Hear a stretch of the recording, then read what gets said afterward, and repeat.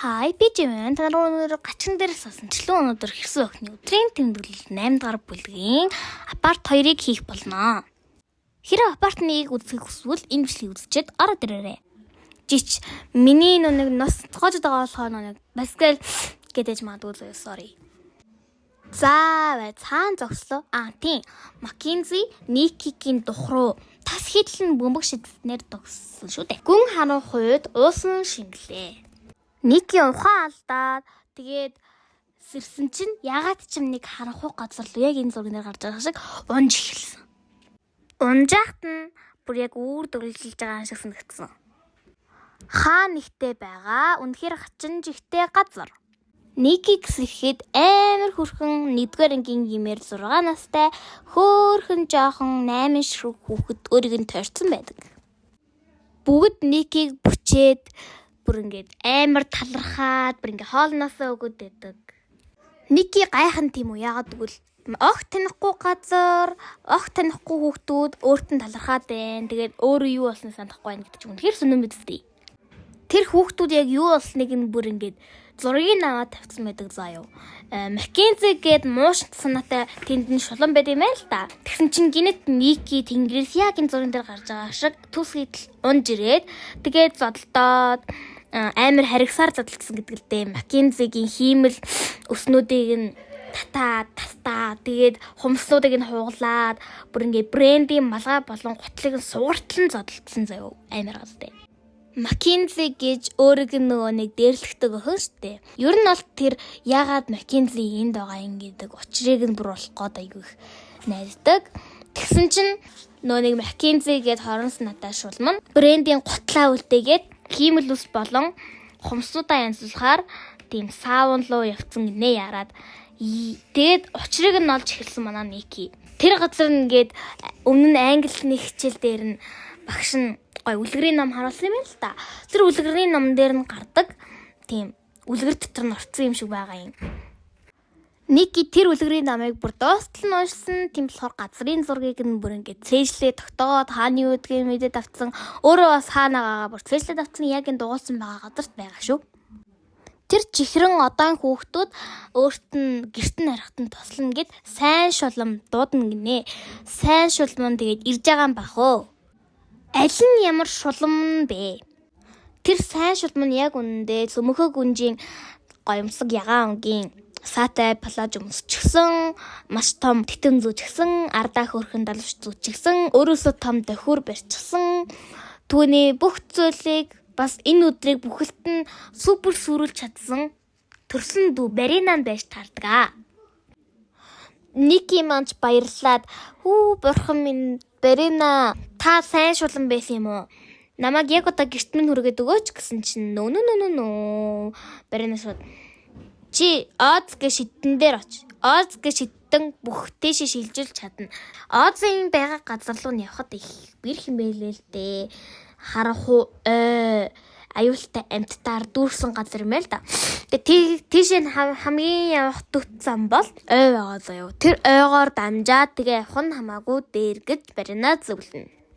Тэр түнэр харанхуй нэвтрүүлэг дээр гадаг шиг хаа харанхуй байсан заяа. Тэгээд моднууд нь яжил амар дүрстэй.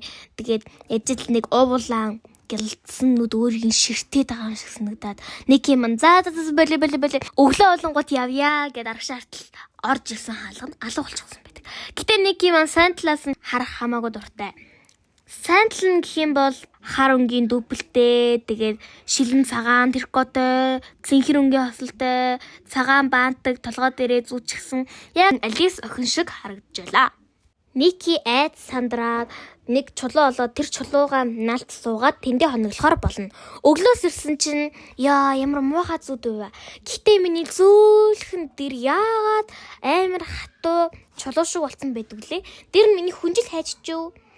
Тэгээд дээрээс нь ягаад сонхоор шувуунууд, бугнууд, туулаанууд, ирвэхээ тэгээд хэрэмд ороод ирсэн байдаг лээ. Гэтэл яг үнэндээ зүуд биш байдаг. Тэр яалтчгүй л үлгэрийн ертөнцид гатсан байлаа. Тэр өслөг өдлөг хөөхөн найзуудтайгаа мэдлээд яг л хүүхэлдэйн кинонээр гардаг шиг тэдэнтэй өдөржингөө наадаж тоглож дуулж бүжгийг хүснэ.